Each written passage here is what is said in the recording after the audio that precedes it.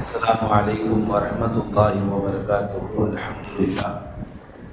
قال الله تعالى في القرآن العظيم وفي الفرقان المجيد: أعوذ بالله من الشيطان الرجيم. بسم الله الرحمن الرحيم. ذلك بما قدمت يداك وأن الله ليس بالظلام للعبيد. صدق الله العليم. அன்புக்கும் இறை நேசத்திற்குரித்தான அல்லாஹ்வின் நல்லடியார்களே, எல்லா புகழும் அல்லாஹ் ஒருவனுக்கே உரித்தாகட்டுமாக. நபிகள் பெருமானார் ஸல்லல்லாஹு அலைஹி வஸல்லம் அவர்களின் மீதும் அவருடைய குடும்பத்தார் மீதும் அன்னாருடைய வாழ்க்கை வழிமுறைகளை பின்பற்றிய சத்திய சஹாபாக்கள் மற்றும் அனைத்து நல்லுள்ளங்கள் மீதும் அந்த அல்லாஹ்வின் அருளும் என்றென்று வந்து சேரட்டுமாக என்று பிரார்த்தித்தவனாக எனது வார்த்தைகளை துவங்குகிறேன். அல்ஹம்துலில்லாஹ். இன்றைக்கு தராவியாவில் ஓதப்பட்ட அத்தியாயங்கள், அந்த வசனங்களில் அல்லாஹு தஆலா ஏராளமான செய்திகளை பேசிக்கொண்டு வந்தார். இன்றைக்கு ஓதப்பட்ட அத்தியாயங்கள் சூரா அன்பியா, சூரா ஹஜ்ஜு போன்ற அத்தியாயங்கள் எல்லாம் ஓதப்பட்டிருக்கு. பிரபலமான ஆயத்துக்கள் எல்லாம் அந்த அத்தியாயங்களில் அல்லாஹு தஆலா பேசினான். நபி இப்ராஹிம் அலைஹிஸ்ஸலாம் அவர்களை நெருப்பில் தூக்கி போட்ட வசனம், நபி அய்யூப் அலைஹிஸ்ஸலாம் நோய்வாய்ப்பட்ட வசனம், இப்படி அல்லாஹு தஆலா அவ்வப்போது நாம் பயான்களில் கேட்கக்கூடிய முக்கியமான வசனங்களை இன்றைக்கு நாம் ஓத கேட்டிருப்போம். சூரா ஹஜ் என்ற ஒரு அத்தியாயம் ஏறக்குறைய 4வது ரக்காத்தில் துவங்கப்பட்டிருக்கும் என்று நினைக்கிறேன்.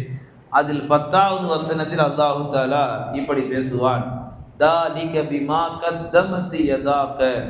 அல்லாஹ் சொல்லுவான், நீ செய்த வினையின் காரணமாக அது உன்னை வந்து சேரும். வஅன்னல்லாஹ் லைஸ பில்லல்லாமி லில் அபீத். அல்லாஹ் எந்த அடியாருக்கும் எந்த விதமான அனிதம் செய்யக்கூடியவனாக இல்லை. ஆக இன்றைய சிந்தனை உன் வினை உனக்கே என்ற தலைப்பில் அல்லாஹ் தஆலா இந்த வசனத்திலே பேசுகிறார். அந்த அல்லாஹ் நல்லடியார்களே, அல்லாஹ்வின் தூதர் ஸல்லல்லாஹு அலைஹி வஸல்லம் அவர்கள் சொல்லி காமிப்பார்கள், மறுமை நாளில் எல்லா மனிதர்களும் நின்று கொண்டிருக்கும் பொழுது அல்லாஹ் தஆலா, நாம் இங்கே என்ன நினச்சிட்டு இருக்கிறோம், அல்லாஹ் எல்லாருக்கும் முன்னாடி நம்மளை கேள்வி கேட்பான் அப்படின்னு நாம் நினச்சிட்டு இருக்கிறோம். அதுதான் கிடையாது. மஹ்ஷர் மைதானத்தில் நாம் எல்லோரும் நிற்போம். யாருடைய உடம்பில் எந்த ஆடையும் இருக்காது. உரியானாக நிற்போம். யாரும் யாரையும் பார்க்க மாட்டார்கள். நாம் என்ன நினைக்கிறோம், அல்லாஹ் மறுமையில் எல்லோருக்கும் நம்மளை கேவலப்படுத்தி விடுவான். அதுதான் கிடையாது. அல்லாஹ் கேள்வி கணக்கை விசாரிப்பதிலும் கூட தனிமை அல்லாஹு தஆலா கையாளுகிறான். காரணம் என்ன? என் அடியானுடைய கண்ணியம் அவ்வளவு முக்கியமானது. கஅபாவுக்கு என்ன கண்ணியம் இருக்கோ அதே கண்ணியம் ஒரு முஃமினுக்கும் இருக்குதுனாங்க நபிகள் நாயகம் ஸல்லல்லாஹு அலைஹி வஸல்லம் அவர்கள். அந்த அடிப்படையில் ஒரு முஃமினுடைய கண்ணியத்தில், மானத்தில் யாரும் விளையாடக்கூடாது, யாரும் மானபங்கம் படுத்தக்கூடாது என்றார்கள் நபிகள் நாயகம் ஸல்லல்லாஹு அலைஹி வஸல்லம் அவர்கள். நாளை மஹ்ஷர் மைதானத்தில் அல்லாஹ் ஒவ்வொரு அடியானிடத்திலே தனித்தனியாக விசாரணை செய்வானாம். அப்படி விசாரணை செய்கிற பொழுது அல்லாஹ் அந்த அடியானை பார்த்து சொல்லுவானா, ஓ என்னுடைய மனிதா, என்னுடைய ஆபிதா, நீ உனக்கு வலது பக்கம் பார் என்று அல்லாஹ் சொல்லுவானா. அந்த மனிதன் தனக்கு வலது பக்கம் பார்ப்பானா, அவன் செய்த நன்மை இருக்காது. பொதுவாக உலகத்தில் நன்மை செஞ்சால் அது வலது பக்கத்தானே இருக்கும், வலது கரத்தில் தானே நம்முடைய ஆமல் பட்டலுக்கு கொடுக்கப்படும். ஆனால் மறுமையில் அல்லாஹ் விசாரிக்கிற பொழுது இந்த அடியானிடத்திலே ஏன் இப்படிப்பட்ட நிலை என்று கேட்டால், யார் இந்த உலகத்தில் நிறைய பேர் பாருங்க, அடுத்தவனுக்கு ஆப்பு வைக்கிறேன்னு சொல்லிட்டு தனக்கு தானே ஆப்பு வச்சுப்பாங்க. தன்னுடைய சொந்த காசுலேயே சூனியம் வச்சுக்கிற பைத்தியக்காரனை எங்கேயா பார்த்துருப்போமா? நம்ம கூட நிறைய பேர் இருப்பாங்க. அவனை இடிக்கணும், அவன் கதையை முடிக்கணும், கடைசியில் இவன் தான் போய் கீழே விழுவான். நிறைய பேர், அதாவது ஒரு வீட்டில் வாழக்கூடிய 1க்கு 4 மருமகள் வாழக்கூடிய வீடுகளில், 1க்கு 4 பசங்க இருக்கிற வீடுகளில், அல்லது ஒரு கடையில் 1க்கு 10 தொழிலாளர்கள் வேலை செய்யக்கூடிய கடைகளில் அடுத்தவர்களை கவுக்கணும், அடுத்தவர்களுக்கு சதி செய்யணும், அடுத்தவர்களுக்கு ஏதாவது தீங்கு செய்யணும்னு யார் யாரெல்லாம் முற்படுகிறார்களோ அந்த வினை எல்லாம் அவரையே வந்து சேரும். அதனால தான் தமிழில் சொல்லுவான், முற்பகல் செய்வது பிற்பகல் விளையும் என்று. இன்னைக்கு எதுவுமே அல்லாஹ் எதுவுமே லேட்டாக கொடுக்கறது இல்லை. ஒரு காலம் இருந்தது, செய்கிற தவறுகளுக்கு அல்லாஹ் தண்டனை கொஞ்சம் தாமதப்படுத்தினான். இப்போ அப்படியெல்லாம் கிடையாது. நேற்று இஷாவுக்கு பண்ணால் இன்னைக்கு இஷாவுக்கே தெரிஞ்சது. நாம் அதை எப்படி எடுத்துக்கிறோம் கேட்டால், ஏதோ யதார்த்தமெல்லாம் இல்லை, நாம் செஞ்ச தவறு. நாம் என்ன விதைக்கிறோமோ அதுதான் முளைக்கும். போடுறது ஒன்று, முளைக்கிறது ஒன்றும் கிடையாது. ஏன்னா அந்த அளவுக்கு இன்றைக்கு நமக்கு மத்தியில் அடுத்தவர்களுக்கு நாம் அநீதி இழைப்பதை விட அந்த அநீதி நாளை நமக்கு நம் தலையில் விடியும் என்பதை யாரும் நினைத்து பார்ப்பதே கிடையாது.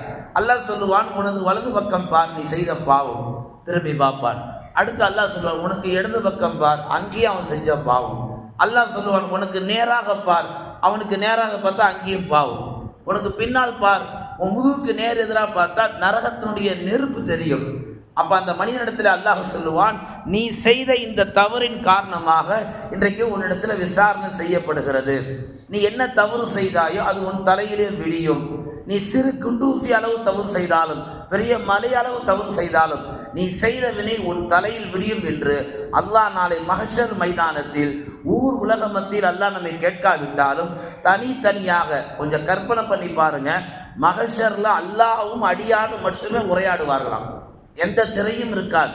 அப்ப எந்த திரையும் இல்லாத அந்த மஹ்ஷர் மைதானத்துல நாம் செய்த ஒவ்வொரு செயலுக்கும் அல்லாஹ் நிற்க வைத்து, இந்த செயலை ஏன் செய்தாய், இந்த பாவத்தை ஏன் புரிந்தாய், அடுத்தவனுக்கு ஏன் தீங்கு இழைத்தாய், அடுத்தவனுக்கு ஏன் இப்பேற்பட்ட சதி செய்தாய், இதற்கான காரண காரியங்கள் என்ன, உன் மீது என்ன தவறு, அவன் மீது என்ன தவறு, எல்லாவற்றையும் தீர்க்கமாக விசாரித்து யார் மீது தவறு யார் மீது தவறு இல்லை என்பதெல்லாம் அல்லாஹ் முடிவு செய்து தவறு செய்தவருக்கு அல்லாஹ் தண்டனையை தருவான் என்றாலும் பெருமானார் ஸல்லல்லாஹு அலைஹி வஸல்லம். ஒரு கொம்பு உள்ள ஆடு ஒரு கொம்பில்லாத ஆட்டை முட்டுகிறது.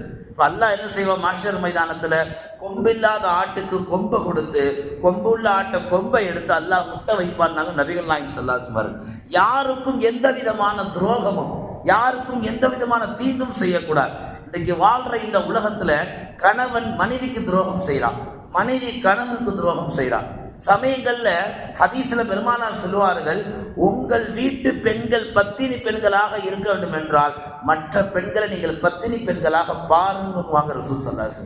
சில பெண்களை பார்க்கும்போது இந்த பெண் ரொம்ப அழகா இருக்கிறாளே, நமக்கு மனைவியா வந்தா என்ன, இத்தனைக்கும் கல்யாணம் ஆயிருக்கும், குழந்தைகள் இருக்கும். ரசூல் ஸல்லல்லாஹு சொல்லுவார்கள், உங்கள் வீட்டு பெண்களை நீங்கள் ஒழுங்காக நடத்தினால், ஊர் மக்களுடைய பெண்களை நீங்கள் ஒழுங்காக நடத்தினால் உங்கள் பெண்கள் உங்கள் இடத்துல ஒழுங்காக இருப்பார்கள். இவர் நினைச்சுப்பாரு, ஊரெல்லாம் நம்ம எல்லா பெண்களையும் பார்க்கிறோம், இது நம்ம மனைவிக்கு தெரியாது, இவர் செய்யற தப்பு இவர் பெருசா எடுத்துக்க மாட்டார். ஆனா கடைசியில பாத்தீங்கன்னா ஒரு நாள் இவர் மனைவி இவர் வீட்டிலே இருக்க மாட்டாங்க, இவர் வரும்போது இவர் மனைவி எங்கேயோ போயிருப்பாங்க யாரோட. இப்ப இவர் ஊர்ல என்ன தவறு செஞ்சாரோ அந்த தவறை அல்லாஹ் என்ன செய்கிறான், தன் சொந்த விஷயத்தில் அல்லாஹ் தஆலா காட்டி விடுகிறான். அப்பொழுதுதான் புரிகிறது, ஊர்ல இருக்கிற மனைவியோட தொடர்பு வைக்கும் போதெல்லாம் இவர் மனசு பதறல வலிக்கல, தான் சொந்த மனைவி ஒரு நாள் வீட்டில் இல்லை என்று தெரிந்த போதுதான் ஊர் பெண் மக்கள் மீது கை வைத்தது எவ்வளவு பெரிய மகா குற்றம் என்பது தனக்கு வலி வரும்போதுதான் அவருக்கு புரிகிறது. அதுல நிறைய பேர் வெளியே காட்டிக்க மாட்டாங்க. பெருமானார் ஸல்லல்லாஹு அலைஹி வஸல்லம் சொல்லுவாங்க, நாளை மஹ்ஷர் மைதானத்தில் அல்லாஹ் எத்தனையோ குற்றங்களை விசாரிப்பதற்கு முன்னால் முதலில் அல்லாஹ் விசாரிக்கக்கூடிய குற்றம் என்ன தெரியுமா, யார் கொலை செய்தார்களோ, யார் ரத்தம் சிந்த வைத்தார்களோ அப்படிப்பட்ட குற்றவியல் தான் அல்லாஹ் தஆலா மறுமையில முதலில் விசாரிப்பானா. காரணம் என்னவென்று கேட்டால், பாதிக்கப்பட்டவனுக்கு இந்த உலகத்தில் நியதி கிடைக்காவிட்டாலும் மஹ்ஷரிலே என்னுடைய தர்பாருக்கு முன்னால் அவனுக்கு நியதி கிடைக்க வேண்டும், நீதி அவன் வெல்ல வேண்டும் என்று அல்லாஹ்வுடைய ரசூல் ஸல்லல்லாஹு அலைஹி வஸல்லம் சொல்லி காட்டுகிறார்கள். நாளை மஹ்ஷர் மைதானத்திலே இன்றைக்கு இந்த உலகத்தில் யார் அடுத்தவர்களை கொலை செய்கிறார்களோ, அடுத்தவர்களுக்கு யார் தீங்கு விளைவிப்பார்களோ, அடுத்தவர்களுக்கு யார் துரோகம் அளிப்பார்களோ அந்த செயலுக்கெல்லாம் அதனுடைய வினை நாளை மறுமையிலே முதலில் உங்களை தான் வந்து அடையும் என்று அல்லாஹ்வுடைய தூதர் ஸல்லல்லாஹு அலைஹி வஸல்லம் சொல்லி காமிக்கிறார்கள். என்றால் இந்த உலக வாழ்க்கையை நாம் மிக கவனமாக ரொம்ப ஜாக்கிரதையாக வாழணும். இன்னைக்கு நாம தொழுதுட்டோம், நல்ல அமல் செஞ்சிட்டோம் அப்படி இருந்துடக்கூடாது. இன்னைக்கு தப்பு செய்யாம இருக்கிறோம் பாருங்க, அதுவே பெரிய அமல். இன்னைக்கு யாருக்கும் தீங்கு செய்யாம இருக்கிறோம் பாருங்க, அதுவே பெரிய வலியுள்ளவருடைய வாழ்க்கைக்கு சமம். இன்னைக்கு யாருக்கு எந்த துரோகம் பண்ணல பாருங்க, அதுவே பெரிய ஒரு நியமத். நாம் 5 வேளை தொழுதுகிட்டு குர்ஆனையும் ஓதிக்கிட்டு எல்லா நல்ல அமலும் செஞ்சுக்கிட்டு கூட இருக்கிறவனுக்கு கூட போறவனுக்கு குழி பறிக்கிற வேலையை பார்த்துட்டு இருந்தோம்னா அதற்கான தக்க விளைவுகளை அல்லாஹ் மஹ்ஷர் மைதானத்தில் தருவான் என்றால் கண்மணி நாயகம் ஸல்லல்லாஹு அலைஹி வஸல்லம். அல்லாஹ் சொல்லுவான், வஅல்லை இன்சான் லில்லா, நாளை மறுமை நாளில் என் அடியானுக்கு நான் எந்த விதமான அநீதும் இழைப்பதில்லை. இல்ல லைஸில் அபாத், எந்த விதமான துக்கத்தையும் எந்த விதமான அவனுக்கு ஒரு அசிங்கத்தையும் நான் தர விரும்புவதில்லை. அவன் எதை செய்தானோ அதைத்தான் அவன் அடைந்து கொள்வான் என்றார்கள் பெருமானார் ஸல்லல்லாஹு அலைஹி வஸல்லம் அவர்கள். நபிகள் நாயகம் ஸல்லல்லாஹு அலைஹி வஸல்லம் சொல்லி காமிக்கிறார்கள், ஒருவன் தன்னுடைய சகோதரனுக்கு அவனுடைய மானத்திலேயோ அல்லது அவனுடைய மரியாதையிலேயோ அல்லது அவனுடைய சுயமரியாதையிலேயோ யார் கை வைப்பானோ அல்லாஹ் அதற்கு பகரம் நாளை மஹ்ஷர் மைதானத்திலே கை வைத்தவனுக்கு யார் பாதிக்கப்பட்டானோ அவனுடைய தீமை எடுத்து அல்லாஹ் இவனுடைய தலையில போடுவானாம். உதாரணத்திற்கு நான் இருக்கிறேன், உங்களை எல்லோரையும் ஏதாவது தவறா பேசிட்டேன், மஹ்ஷர் மைதானத்தில் அல்லாஹ் என்ன செய்வான், என்னுடைய நன்மைகளை எடுத்து உங்களுடைய நன்மையின் பக்கம் அல்லாஹ் சேர்த்து விட்டு உங்களுடைய தீமை எடுத்து அல்லாஹ் என்னுடைய தீமையின் பக்கம் கனத்தை அதிகமாக கூட்டி நரகத்தில் தள்ளுவான் என்றார்கள் நபிகள் நாயகம் ஸல்லல்லாஹு அலைஹி வஸல்லம். இப்போ இந்த உலக வாழ்க்கையில யாரையுமே அவமானப்படுத்தவோ, யாரையுமே கேவலப்படுத்தவோ, யாரையுமே அசிங்கப்படுத்தவோ எந்த விதமான ஒரு தீய செயலை நம்ம செய்யக்கூடாது. அதான் அல்லாஹ் சொல்லி காமிப்பான், நீ விதைக்கக்கூடியதை நீ தான் அறுவடை செய்ய வேண்டும். நீ எதை முளைக்க செய்கிறாய் அதுதான் நாளை மனுஷன் உன் வாழ்க்கையில முளைக்கும். இந்த உலக வாழ்க்கை அற்புதமான வாழ்க்கை. யாரையும் உள்ளத்தால் கூட தவறாக என்ன வேணாம் என்று அல்லாஹ் குர்ஆனிலே சொல்கிறான். உள்ளத்தில் கூட நீங்கள் அடுத்தவர்களை கேவலமாக பார்ப்பது பாவத்தில் ஆக பெரிய பாவம்ன்றாங்க அல்லாஹ்.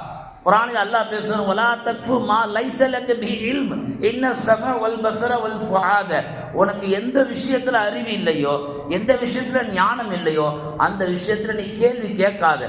அப்படி நீ கேள்வி கேட்டு அறிவில்லாத விஷயத்துல கேள்வியை கேட்டு உன்னுடைய செவியும் உன்னுடைய பார்வையும் உன்னுடைய உள்ளமும் தவறு இழைத்து விட்டால் அத்தனை உறுப்புகளுக்கும் நாளை மறுமையிலே நான் விசாரணை செய்வேன் என்று அல்லாஹ் குறிப்பிடுகிறான். இன்னைக்கு நம்மள நிறைய பேர் இந்த உறுப்புகளை கொண்டு என்ன செய்யறோம், நிறைய தீமைகளை இழைச்சிடறோம், நிறைய சோதனைகளுக்கு நிறைய பேரை உள்ளாக்கிறோம். எத்தனையோ பேர் இந்த உறுப்புகளை கொண்டு மற்றவர்களுக்கு துரோகம் செய்யக்கூடியவர்களா இருக்கிறோம். பார்க்காத விஷயத்தை பார்த்தும் சொல்லி ஒரு தவறான தீமையை உண்டாக்கிறோம். கேட்காத விஷயத்தை கேட்டுன்னு சொல்லி ஒரு தவறான செய்தியை பரப்பிடுறோம். சொல்லப்படாத வார்த்தை அவர் சொன்னதாக சொல்லி அந்த வார்த்தைகளை கூடுதலாக அவதூறாக பேசிடுறோம். இதையெல்லாம் சேர்த்து தான் அல்லாஹ் பேசுவான், தாலிக பிமா கத்தமத்தி யதாக்க. நீ எந்த ஒரு தீயனை செய்தாயோ, எந்த ஒரு வினையை விதைத்தாயோ அதுதான் உன் வாழ்க்கையில முடியும். அதற்கு நான் பொறுப்பு இல்லை என்று அல்லாஹ் தஆலா குறிப்பிடுகிறான். அனஸ் இப்னு மாலிக் அவர்கள் அறிவிப்பார்கள், நாளை மஹ்ஷர் மைதானத்திலே ஒரு அடியானை கூப்பிட்டு மலக்கு கேட்பார்களாம், உலகம் முழுக்க பூமி முழுக்க உனக்கு தங்கம் கொடுக்கப்பட்டிருந்தால் அந்த தங்கத்தை கொண்டு அதற்கு பிணையாக நரகத்திலிருந்து பாதுகாப்பு தேட வேண்டும் சொன்னால் நீ என்ன செய்வாய்?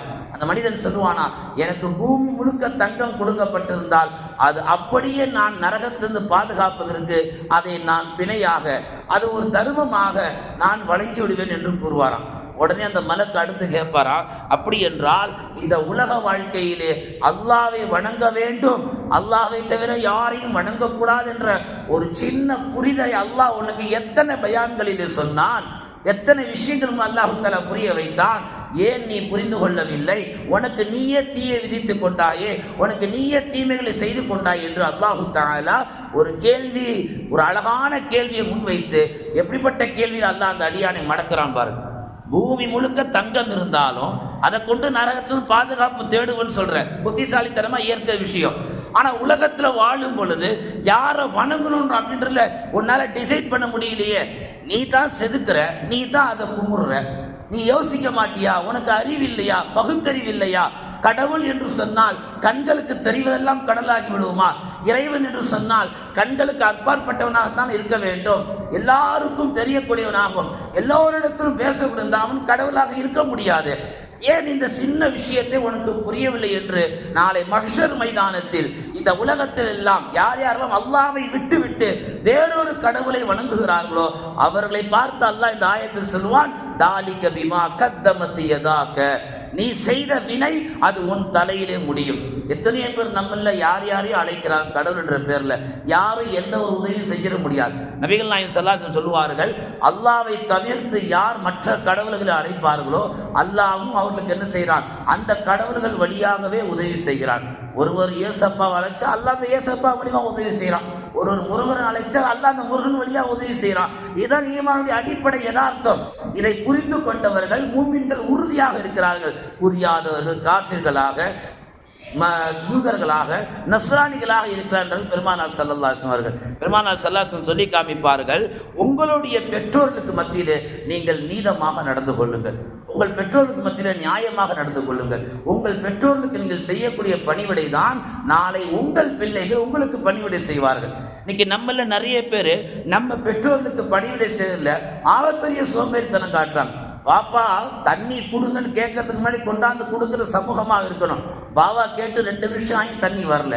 இப்போ இன்னைக்கு பெற்றோர்களுக்கு பணிவிடை செய்யக்கூடிய பிள்ளைகள் எல்லாம் மறைந்து விட்டார்கள். ரசூலுல்லாஹ் அடுத்து சொன்னார்கள், உங்கள் வீட்டு பெண்களை நீங்கள் எப்போதுமே பத்தினி பெண்களாக, ஊர் பெண்களை பத்தினி பெண்களாக பார்த்தால் உங்கள் வீட்டு பெண்களையும் அல்லாஹு தஆலா பத்தினிகளாக வைத்திருப்பான். நீங்கள் ஊர் பெண் மக்களை தவறாக பார்த்தால் அல்லாஹு தஆலா உங்க சொந்த வீட்டில் இருக்கிற உடன் பிறந்த தங்கச்சியோ உங்களுடைய சகோதரி அக்காவையோ நீங்க கட்டிட்டு வந்த மனைவியோ வேறு யாரோ ஆணோடு அல்லாஹ்வே தொடர்பு ஏற்படுத்துவான் என்று நபிகள் நாயகம் ஸல்லல்லாஹு அலைஹி வஸல்லம் சொல்லி காமிக்கிறார்கள். கடைசியில பஞ்சாயத்துல கூப்பிட்டு அந்த அவுலியா அம்மாவை கேட்டா, நான் உன்னை ரொம்ப நல்லவன் நினைச்சேனே, நீ எப்படி மாறின? அப்ப அந்த அம்மா சொல்றது, நான் ஏதோ ஷைத்தான் வழியில போயிட்டேன். ஷைத்தான் வழியில போகல, அல்லாஹ் ஷைத்தான் வழியில அனுப்பி வைத்து விட்டான். காரணம், நாம் செய்யக்கூடிய அந்த தீமை, அந்த வினைதான் நமக்கும் நம் குடும்பத்தாருக்கும் வந்து விடியும் என்றார்கள் பெருமானார் ஸல்லல்லாஹு அலைஹி வஸல்லம் அவர்கள். நபிகள் நாயகம் ஸல்லல்லாஹு அலைஹி வஸல்லம் சொன்னார்கள், எப்படிப்பட்ட வார்த்தையை பாருங்கள், மல்லாரல்லாஹு பிஹி, யார் அடுத்தவருக்கு துரோகம் நினைக்க வேண்டும் என்று நினைப்பாரோ, அடுத்தவருக்கு தொந்தரவு தர வேண்டும் என்று யார் நினைப்பாரோ, அல்லாஹ் அவருக்கு தொந்தரவுகளை ஏற்படுத்துவான். நிறைய பேர் என்ன செய்வாங்க, அடுத்தவங்களுக்கு ஏதாவது ஒரு தொல்லை கொடுக்கணும்னு நினைச்சிட்டு இருப்பாங்க. சஃப்ல நிற்கும் போது கூட அழகா நிற்கிறான், நிற்கும் போது காலை மிதிக்கிற மாதிரி நிற்பாங்க. ருக்குவுக்கு போகும்போது வயிற்றுல குத்துற மாதிரியே ருக்குவுக்கு போவாங்க. சைதாவுக்கு போகும்போது மூஞ்சில முகத்தில் அடிக்கிற மாதிரி சைதாவுக்கு போவாங்க. இதெல்லாம் ஒரு பெரிய விஷயமே கிடையாது, நிதானமா தொழலாம். ஆனால் அடுத்தவர்களுக்கு இடையூறுகளை தரக்கூடியவர்களாக இன்றைக்கு நம்மில் நிறைய பேர் உருவாயிட்டாங்க. அப்படி யார் இடையூறை தருவார்களோ அல்லாஹ் சொல்றான், லாரல்லாஹு பிஹி, அல்லாஹும் அந்த மனிதனுக்கு இடையூறுகளை ஏற்படுத்தி வைத்திருக்கிறான். நீ இங்க இடையூறு கொடுத்தீங்கன்னா உன்னை உள்ள கொண்டு போய் லாக்கப்ல வச்சு அவன் லாடம் கட்டுவான். நீ இங்க யாரையாவது அடிச்சு தும்சம் பண்ணினா அல்லாஹ் ஒன்னு ஆள் மூஞ்சி முகவரை தெரியாத கும்பலை வைத்து அல்லாஹ் அடிப்பான். நிறைய பேர், எத்தனையோ பேர், இதே ஊர்ல இல்ல, ஒரு கூனிமட்டில் ஒரு 10 வருஷத்துக்கு முன்னாடி நடந்த ஒரு சம்பவம். ஏதோ ஒரு மனிதர் போயிட்டு இருந்தார், ஒரு கும்பல் அவரை வழிமறைச்சு கடற்கரை வழியா தூக்கிட்டு போய் அடின்னு அடிச்சு அவரை ஆள் அடையாளம் தெரியாமாக்கிட்டான். அந்த கும்பல் ஏன் அடிக்குது, எதுக்கு அடிக்குது, ஒரு காரணமும் இல்லை. நாம பாட்டு பேசாம வண்டியில வந்துட்டு இருப்போம், நம்ம திடீர்னு ஒரு கும்பல் வழிமறைக்கும், நம்மள்ட்ட எந்த பணத்தையும் வாங்க மாட்டாங்க, நம்மளை தர்ம அடி கொடுத்துட்டு அவங்க பாட்டு போய்கிட்டே இருப்பாங்க. இது எதனால நடந்தது? நாம யாருக்கு தொந்தரவுகளை தந்தோமோ, நாம தந்தது கடுகளவு, அல்லாஹ் மலையளவு தொந்தரவுகளை நமக்கு தந்து விடுவான். ரசூல் ஸல்லல்லாஹு அலைஹி வஸல்லம் அடுத்து சொன்னார்கள், ஒமன் ஷாக்க ஷாக்கல்லாஹு பிஹி, யார் அடுத்தவர்கள் துன்பத்தில் ஆழ்த்தப்பட வேண்டும் என்று யார் நினைப்பார்கள். நிறைய பேர் கணவனை எழுந்து வாழ்ந்துட்டு இருப்பாங்க, அது தெரியாம செய்வாங்க. நீ ஒரு விதவை, உன்னை யாரும் இங்க கூப்பிட்டா ஒரு துன்பத்தை ஏற்படுத்துறது. நீ ஒரு குழந்தை இல்லாதவ, உன்னை யார் இந்த சபைக்கு கூப்பிட்டா ஒரு துன்பத்தை ஏற்படுத்துறது. நீ கையால் ஆகாதவன், உன்னை யார் இங்க கூப்பிட்டா துன்பத்தை ஏற்படுத்துறது. இப்படி யார் அடுத்தவர்களுக்கு துன்பத்தை ஏற்படுத்துவார்களோ அல்லாஹும் என்ன செய்வானா, அவர்களுக்கு துன்பத்தை ஏற்படுத்துவான் என்று நபிகள் பெருமானார் ஸல்லல்லாஹு அலைஹி வஸல்லம் சொல்லி காமிக்கிறார்கள். ஆயிஷா ரலியல்லாஹு அன்ஹா அவர்கள் அறிவிக்கிறார்கள், ரசூல் ஸல்லல்லாஹு அலைஹி வஸல்லம் என்னுடைய வீட்டில் இருக்கின்ற பொழுது 9 மனைவிமார்கள்ல ஒரு மனைவி, அந்த மனைவி ஸைனப் பின்த் ஜஹஷ் ரலியல்லாஹு அவர்கள் என்ன செய்தார்கள், என்னுடைய வீட்டுக்கு வந்தார்கள். வீட்டுக்கு வந்த உடனே ஸைனப் பின்த் ஜஹஷ் என்ன செய்தார்கள், ரசூலுல்லாஹ்வை பார்த்து கேட்டார்கள், யா முஹம்மத், உங்களுக்கு அபூபக்கருடைய மகளைத்தான் அதிகம் பிடிக்குமா? எங்களெல்லாம் பிடிக்காதா? நாங்களாம் கண்ணுக்கு தெரியலையா? ஓரத்தி சண்டை. அப்ப என்ன ஆயிடுச்சு, ஆயிஷா அம்மா வாயை மூடிட்டு பேசாம இருந்தது. ஏன்னா ஒவ்வொரு நாள் ஒவ்வொரு வீட்டுல இருப்பாங்க ரசூலுல்லாஹ். இப்ப ரசூலுல்லாஹ் என்ன செய்யறாங்க, ஆயிஷா அம்மாவை பார்த்து கண்ணை காமிக்கிறாங்க. தூனகி ஃபந்தசில், ஆயிஷா ஏன் நீ கம்முன்னு இருக்கிற, பதிலுக்கு நீயும் வாயை திறந்து உன் பங்குக்கு ஏதாவது திட்டு. நபிகள் நாயகம் ஸல்லல்லாஹு அலைஹி வஸல்லம் என்ன செய்கிறார்கள், மனைவிமார்களுக்கு மத்தியில எந்த மனைவியும் உயர்த்தல தாழ்த்தல. ஒரு மனைவி உன்னை தீமையால திட்டினா, உன் மனதை நோவினப்படுத்தினா, பதிலுக்கு நீ அதே அளவுக்கு நோவினப்படுத்து. அந்த அந்த அனுமதியை ரசூல் ஸல்லல்லாஹு அலைஹி வஸல்லம் மனைவிக்கு தந்தார்கள். அடுத்த கணம் ஆயிஷா என்ன செய்தார்கள் தெரியுமா, ஸைனப் பின்த் ஜஹஷ் அவருடைய வாயில் இருக்கிற நாவில் இருக்கிற அந்த உமிழ் நீர் காஞ்சி போற அளவுக்கு, இவங்க பேசுற பேச்சுக்கு அவங்களால பதிலே சொல்ல முடியல ஸைனப் பின்த் ஜஹஷ் அவர்களுக்கு. அந்த அளவுக்கு கடுமையாக ஆயிஷா அவர்கள் வசைப்பாடி விட்டார்கள். பதிலுக்கு பதில் அல்லாஹ் என்ன சொல்ல வருகிறார், தாலிக பிமா கத்தமத் யதாக, நீ எந்த தீமையை விதைக்கிறாயோ அதுதான் முளைக்கும்.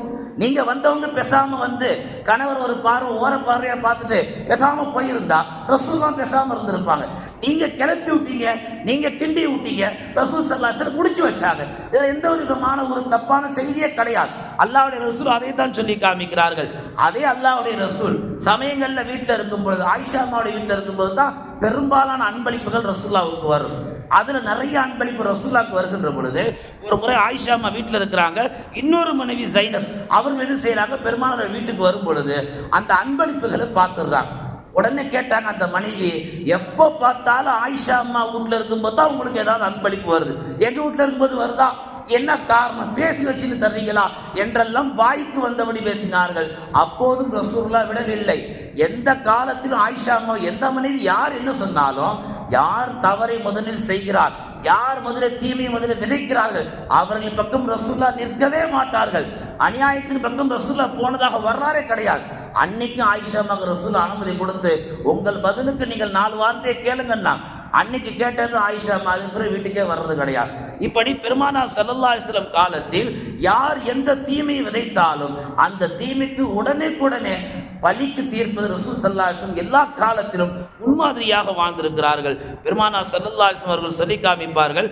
ஆயிஷா அறிவிக்கிறார்கள், ஒரு முறை ரசூலுல்லாஹ் என் வீட்டில் இருக்கிறார்கள். நான் இந்த உருதுகாரங்கள்ல தமிழ் வீடுகள்லாம் அந்த பெருநாள் அன்னைக்கு ஒரு ஸ்வீட் ஒன்று பண்ணுவான், அரிதானுவான். அந்த அரிதா ரசூல் ஸல்லல்லாஹு அலைஹி வீட்டில் ஆயிஷா அம்மா இருக்கும்போது ஆயிஷா அம்மா ஒரு வாட்டி அதை ரெடி பண்ணுறாங்க. ரசூலுல்லாஹ்க்கு இனிப்பு ரொம்ப பிடிக்கும், இனிப்பை ரொம்ப விரும்பி சாப்பிடுவாங்க ரசூலுல்லாஹ். ஒரு கட்டத்தில் ஆயிஷா அம்மா அதை ரெடி பண்ணி தர்றாங்க. சௌதாரில்லா வந்துட்டாங்க. வந்தவன் என்ன ஆகி போச்சு, ரசூல் ஸல்லல்லாஹு அலைஹி சொன்னாங்க ஆயிஷா அம்மா பார்த்து கொஞ்சம் அவங்களுக்கும் கொடுங்க அப்படின்னாங்க. உடனே ஆயிஷா அம்மா சொன்னாங்க, நீங்களும் கொஞ்சம் சாப்பிடுங்க சௌதா அப்படி மூஞ்சி திருப்பிக்கிட்டாங்க. ஸல்லல்லாஹு அலைஹி வஸல்லம் பார்த்தாங்க, இது ஏதோ வேற மாதிரி போகுது கதை. ஆயிஷா அம்மா என்ன பண்ணாங்க, கொஞ்சம் சாப்பிடுங்களேன், சாப்பிட்டா தான் என்ன அப்படின்னு கேட்டதுக்கு அப்படின்னா உடனே ஆயிஷா என்ன பண்ணாங்க, அந்த செய்யப்பட்ட இனிப்பில் தான் கையை உள்ள விட்டு அப்படியே ஒரு குழப்பி சௌதா அம்மா முகத்தில் ஒரு அப்பிட்டாங்க. சொல்றேன் சாப்பிட சாப்பிட மாட்டேங்கிற, அவ்வளோ ஒரு தமாஷா. நம்மள குடும்பங்களை யாராவது வந்தாங்கன்னா ஸ்வீட்டு கொடுத்தா வேணான்னுவாங்க, அட சாப்பிடுவா வாயில தூக்கி விடுவாங்க. ஆயிஷா என்ன பண்ணிட்டாங்க, ஒரு கையை உள்ள உழப்பிட்டு அவங்க முகத்தை தடவிட்டாங்க. இப்ப அவங்களுக்கு என்ன செய்யணும்னு தெரியல. ரசூல் ஸல்லல்லாஹு அடுத்து கிண்டி வருவாங்க. அப்ப நீங்க மட்டும் என்ன சாதாரணமா சௌதா, நீங்களும் ஒரு கையை உள்ள உழப்பிட்டு ஆயிஷா அம்மா முகத்தை தடவி விடுங்க அப்படின்னு செய்யறாங்க. அந்த பிரச்சனையை சுமூகமா முடிக்கிறாங்க. ஆனா ரசூலுல்லாஹ் சொல்ல வருது என்ன, யார் தூண்டினாலும், யார் தீமையை விதைத்தாலும், யார் மனதை காயப்படுத்தினாலும் அதற்கு பதில் இந்த உலகத்தில் ரசூலுல்லாஹ் செஞ்சு முடிச்சிட்டாங்க. ரசூலுல்லாஹ் ஸல்லல்லாஹு அலைஹி சொல்லுவாங்க, நீங்க யாருக்காவது துரோகம் பண்ணீங்கன்னா இந்த உலகத்திலே அவங்களை தேடி போய் பாவ மன்னிப்பு பெற்றுடுங்க. நீங்க துரோகம் பண்ணவங்களை இந்த உலகத்துல விட்டுட்டீங்கன்னா நாளைக்கு மறுமை நாள்ல நீங்கள் எவ்வளவு தீனாறு கொடுத்தாலும், எவ்வளவு திருகங்கள் கொடுத்தாலும், எவ்வளவு தங்க வெள்ளி கொடுத்தாலும் மறுமையில நீங்க மன்னிப்பு கேட்டாலும் அவர் மன்னிக்க மாட்டார் என்று சொன்னார்கள். அனஸல்லாஹு அவர்கள் அறிவிக்கிறார்கள், பெருமானார் ஸல்லல்லாஹு அலைஹி வஸல்லம் காலத்துல ஒரு சிறுமி விளையாண்டுட்டு இருக்கிறாங்க, பாதைகள்ல ரோட்ல விளையாண்டுட்டு இருக்கும்போது ஒரு திருடன் என்ன செய்கிறான், அந்த சிறுமியுடைய கழுத்துல இருந்த ஒரு தங்க மாலையை, ஒரு வெள்ளி மாலையை சுருட்டிட்டு போயிடுறாரு. சுருட்டிட்டு போறதுக்கு முன்னாடி என்ன செய்யறாரு, ஒரு கல்லை எடுத்து அந்த சிறுமி தலையில ஓங்கி அடிச்சிடுறாரு. அட்டாக் பண்ணா தானே எதையாவது ஆட்டையை போட முடியும். அப்ப அவர் அந்த சிறுமியை அட்டாக் பண்ணிட்டு அந்த தங்க மாலையை வெள்ளி மாலையை உருட்டிட்டு போகும்போது அந்த அம்மா அந்த சிறுமிக்கு தலையில ரத்தம் கொட்டுது. உடனே ரசூல் ஸல்லல்லாஹு அலைஹி வஸல்லம் இல்லத்துக்கு அழைச்சிட்டு போனாங்க. அங்க போய் கேட்டாங்க, அக்கத்தல்தி ஃபுலான், உன்னையா அந்த கொலகாரன் கொன்னான், உன் தலையிலேயே அடித்தான், அவனை அடையாளம் காட்டுவியா என்று ரசூலுல்லாஹ் அந்த சிறுமிட்ட கேட்டு ஊர்ல இருக்கிற எல்லா ஆண்களையும் ரசூலுல்லாஹ் வர வச்சுட்டாங்க. எல்லாரையும் வரிசலா நில்லு, ஆளுக்கு ஒரு வேலை, எல்லாத்தையும் ஓரம் போடு, முதல்ல வா, எல்லாரையும் நிக்க வச்சு அந்த பாதிக்கப்பட்ட சிறுமி நிக்க வச்சு ஒவ்வொருத்தரா கை காட்டுறாங்க ரசூலுல்லாஹ். யார் உன்னை அடிச்சது யார்? 2 வாட்டி கேட்டாங்க, 2 வாட்டி அடையாளப்படுத்தல. 3வது வாட்டி கேட்கும் போது கரெக்டா அடையாளப்படுத்திட்டாங்க. சஹாபாக்களை கூப்பிட்டாங்க, அவர் நடுவில் உட்கார வைங்க. அந்த சிறுமிக்கு எவ்வளவு பாதிப்பை உண்டாக்குனாரோ அதே பாதிப்பை அவருடைய தலையில கல்லை போட்டு அடிச்சு கொல்லுங்கன்னாங்க நபிகள் நாயகம் ஸல்லல்லாஹு அலைஹி வஸல்லம். ஒரு மாலையை உருட்டிட்டா சுருட்டினதுக்கு கொண்டு போய் சிறையில போடலாம், சிறையில ஒரு தண்டனையை கொடுக்கலாம். ஆனா ரசூல் என்ன செய்தார்கள், சிறுமி விஷயத்துல ஒரு மனிதநேயம் இல்லாமல், கொஞ்சம் கூட ஒரு கருணை இல்லாமல், ஒரு பொருளுக்காக ஒரு உயிரை எடுக்கின்ற அளவுக்கு துணிந்து விட்டாயே என்ற அந்த சூழ்நிலை தான் ரசூலுல்லாஹ் கருதி, தாலிக பிமா கத்தமத்தியதாக, நீ எந்த வினையை, நீ எந்த தீமையை விதைக்க செய்கிறாயோ அதுதான் உன் தலையில வந்து விடியும். அந்த புள்ளை தலையில கல்லை கொண்டு அடிக்கும் போது அந்த புள்ளைக்கு எப்படி வலிச்சிருக்கும், அதே வலி நீ உணர வேண்டாமா என்று நபிகள் நாயகம் புரிய வைப்பதற்காக வேண்டிதான் இது போன்ற நிகழ்வுகளை பெருமானார் நிகழ்த்தி காட்டினார்கள். இறைநேசர்கள் ஒரு இறைநேசர் இருந்தார், அவருக்கு பேர் சாபித்துல் புனானி ரஹ்மத்துல்லாஹி அலைஹி அவர்கள். ஒரு வாட்டி பஜார்ல நடந்து போறாங்க, நடந்து போய்கிட்டு இருக்கும்போது ஒரு வயதான பெரியவரை ஒரு வாலிபர் போட்டு அடின்னு அடிக்கிறார். இப்போ இந்த இறைநேசர் கேட்டாரு, அந்த வாலிபரை கேட்க போனார், ஏன்பா அந்த பெரியவர் அடிக்கிற அப்படின்னு கேட்க போகும்போது பெரியவர் இறைநேசரை தடுக்கிறார். கேட்காதி, ஏன்பா நான் உனக்கு உதவி செய்ய வந்தா நீ வேணான்னு தடுக்கிற. அப்போ அந்த பெரியவர் சொன்னாரு, ஒரு காலத்தில் நான் வாலிபனா இருக்கும் பொழுது என் அப்பனை இப்படி தான் போட்டு ரோட்டில் அடித்தேன். அதுக்கு பகரம் தான் இப்போ நான் தண்டனை அனுபவிச்சுட்டு இருக்கிறேன். இப்போ நாம நம்ம வீடுகளில் நம்ம பிள்ளைகள் நாம எப்படி நடத்துகிறோமோ நாளைக்கு அவங்க பிள்ளைங்க அவங்கள எப்படி நடத்துவாங்க. நாம நம்ம பெற்றோர்களை எப்படி நடத்துகிறோமோ அப்படிதான் நம்ம பிள்ளை நம்மளை வழி நடத்துவாங்க. இன்னைக்கு நிறைய பேர் அஜர்த்துக்கிட்ட பார்க்குறவங்கள்ட்டெல்லாம் என் பையன் மதிக்கவே மாட்டேங்கிறான், அதில் முன்ன மாதிரி இல்லை, அதில் நான் வந்தாலும் கழுத்தை திரும்பிக்கிறான், அதில் முகத்தை திரும்பி. இந்த புலம்பலுக்கு காரணம் என்ன? நாம ஒழுங்காக அவன்கிட்ட நடந்துக்காத காரணம் தான். ரசூல் ஸல்லல்லாஹு அலைஹி வஸல்லம் சொன்னார்கள், நீங்கள் எதை விதைக்கிறீர்களோ அதுதான் முளைக்கும். பெற்றோர்களிடத்திலே, ஆசிரியர்களிடத்திலே, ஊர் பெரிய மக்களிடத்திலே நாம் கண்ணியமானவர்களாக நடந்தால் நாளைக்கு நாம் அப்படி வருகின்ற பொழுது அல்லாஹு தஆலா நமக்கு அப்படிப்பட்ட கண்ணியத்தை தருவான். ஆயிஷா ரலியல்லாஹு அவர்கள் அறிவிக்கிறார்கள், ஒரு முறை ஹிந்து பின்த் உத்பா ரதி என்று சொல்லக்கூடிய ஒரு சஹாபி ரசூலுல்லாஹ்ட்ட முறையிடுறாங்க, என் கணவர் எனக்கு செலவுக்கு பணமே தர்றதில்லை, எனக்கு 2 குழந்தை இருக்கு, நான் என்ன செய்ய யார் ரசூலுல்லாஹ், நீங்கள் என்ன செஞ்சீங்க ரசூலுல்லாஹ் கேட்டதுக்கு அவங்க சொன்னாங்க, இரவு நேரங்களில் பாக்கெட்டில் கையை விட்டு நான் எடுத்துப்பேன் அப்படின்னா. அது தப்பே கிடையாது நாங்கள் ரசூலுல்லாஹ். அப்போ இன்னைக்கு நிறைய ஆண்கள் வீட்டுக்கு செய்ய வேண்டிய கடமைகள் செய்யறது கிடையாது, வீட்டுக்கு கொடுக்க வேண்டிய காசு பணத்தை கொடுக்கறது கிடையாது, ஊருக்கு நிறைய செலவு செய்வாங்க, யார் யாருக்கோ வாரி வாரி எரிப்பாங்க. மகரு கொடுத்து கல்யாணம் முடிச்சு வந்த மனைவிக்கு ஒரு முளப்பும் வாங்கி தர மாட்டாங்க, யாரோ ஒரு பெண்ணுக்கு முளமா வாங்கி தர்றது. ஒரு கட்டின மனைவியோ ஒரு 4 இடத்துக்கு கூட்டு போய் சந்தோஷப்படுத்தி ஒரு 4 ஆசையான பொருள் வாங்கி தர மாட்டான், யாரோ ஒரு பெண்ணுக்கு வாரி வாரி செலவு பண்றது. இப்ப எந்த மாதிரி தவறுகள் இன்றைக்கு இந்த சமூகத்தில் அதிகமாயிடுச்சு. அப்படிப்பட்ட கணவர்கள் வீட்டுக்கு என்ன செய்ய மாட்டாங்க, செலவுக்கு பணம் கொடுக்க மாட்டாங்க. அப்போ மனைவிமார்கள் என்ன செய்யலாம், இந்த ஹதீஸின் அடிப்படையில் கணவன்மார்கள் தராவிட்டால் அவங்க பாக்கெட்டுக்குள்ள கையை கொடுத்து எடுக்கலான்றதுக்கு அனுமதி ரசூலுல்லாஹி ஸல்லல்லாஹு அலைஹி வஸல்லம் தந்திருக்கிறார்கள். இது தவறான்னு கேட்டாங்க. ரசூலுல்லாஹ் இது தவறே இல்லைன்னா அது எப்படி தவறாகும்?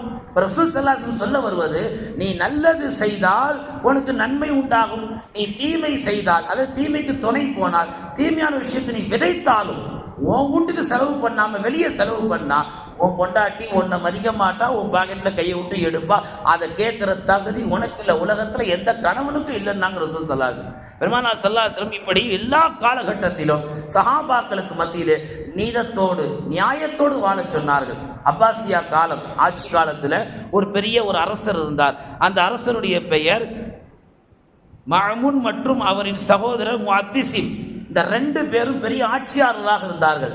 அன்னைக்கு என்ன சொன்னாங்க அந்த 2 ஆட்சியாளரும், உலகத்தில் எல்லாம் படைக்கப்பட்டது, கடைசியில் நின்ட்டாங்க 2 ஆட்சியாளர், குர்ஆனும் படைக்கப்பட்டதுன்ட்டாங்க. பட்டகள் குர்ஆன் படைக்கப்பட்டதா? குர்ஆன் அல்லாஹ்ட்ட இறக்கப்பட்டது. அந்த காலத்தில் வாழ்ந்த ஒரு பெரிய மாமேதை அவர் என்ன செய்கிறார், குர்ஆன் படைக்கப்பட்டதல்ல, இமாம் அஹ்மது பின் ஹன்பல் என்று சொல்லக்கூடிய ரஹ்மத்துல்லாஹி அவர்கள் வாதாடுறார், குர்ஆன் அல்லாஹ்வுடைய வேதம், அது இறக்கப்பட்டது. இந்த 2 ஆட்சியாளர் ஏத்துக்கல, நாங்க சொல்றோம் படைக்கப்பட்டது, நீங்க இறக்கப்பட்டதுன்றீங்க, கொண்டு போய் சிறையில போட்டாங்க. எப்படிப்பட்ட சிறை தெரியுமா? எந்திரிக்கவும் முடியாது, உட்காரவும் முடியாது. அப்படிப்பட்ட குறுகிய அறையில தண்ணி கூட இல்லை. பல நாட்களாக சித்திரவதை செய்தார்கள். ஒரு காலகட்டத்திலே யார் சிறையில போட்டாரோ அந்த மன்னர் என்ன செய்யறாரு, அனுதாபப்பட்டு அந்த அரசர் அந்த ஆலிமை விடுவிக்க சொல்றார். ஆனா பக்கத்துல இருந்த ஒரு பெரிய அமைச்சர் அப்படிலாம் விடக்கூடாது, என்ன ஆட்டம் போட்டாரு, குர்ஆன் இறக்கப்பட்டதுன்றாரு, எங்களை ஏற்று பேசுறாரு, அரசு எதிர்த்து பேசுறாரு, அப்படிலாம் விடக்கூடாதுன்னு சொல்லி ஆணையை முடக்கிட்டார். மீண்டும் என்ன செய்யறார், சிறையுடைய நாட்களை தொடரப்படுது. ஒரு காலம் சுழன்றது, காலம் சக்கரம் போல யாருக்கும் ஒரே மாதிரியா சுத்தாது, காலம் சுழன்றது. இந்த மஅமுன் என்று சொல்லக்கூடிய இந்த அரசர் ஒரு கட்டத்திலே வயது முதிவு அடைந்து அவர் பின்தள்ளப்படுகின்ற பொழுது அவருடைய சகோதரர் முஅத்திசிம் என்று சொல்லக்கூடியவர் என்ன செய்யறார், ஆட்சி பொறுப்புக்கு வர்றார். வந்த உடனே முதல்ல சிறையில் யார் யார் இருக்கிறா எல்லா லிஸ்ட் எடு. பார்த்தா இந்த இமாம் அவர்கள் அகமது இருந்தார்கள். முதல்ல அவரை விடுவி. அப்படின்னா விடுவிக்க கூடாது, நான் சொல்றேன் நீ விடுவி அப்படின்னார். விடுவித்தார்கள். யார் இவரை சிறையில் போட்டார்களோ இந்த முதல் மூத்த அமைச்சர் மன்னர் என்ன செய்யறார், ஒரு கட்டத்தில் வாத நோய் ஏற்பட்டு காலம் முழுக்க படுக்கையில கடந்து மௌத்தா போய் அவர் ஜனாசாவை தூக்கிட்டு போறாங்க. 4 பேர் கூட அந்த ஜனாசால இல்லை, 4 பேர் கூட இல்லை, யாருமே ஜனாசால நிக்கல.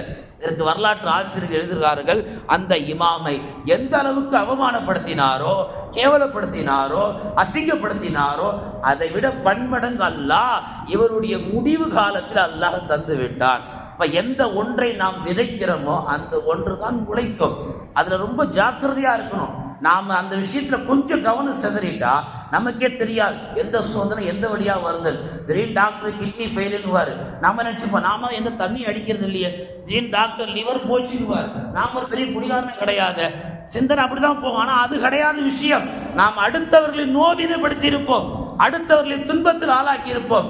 அதனுடைய பாதிப்பு அவன் வயிறு எறிந்து சொன்ன ஒரு வார்த்தை பதுவா உள்ள இருக்கிற உறுப்பு கூட அழியலாம்.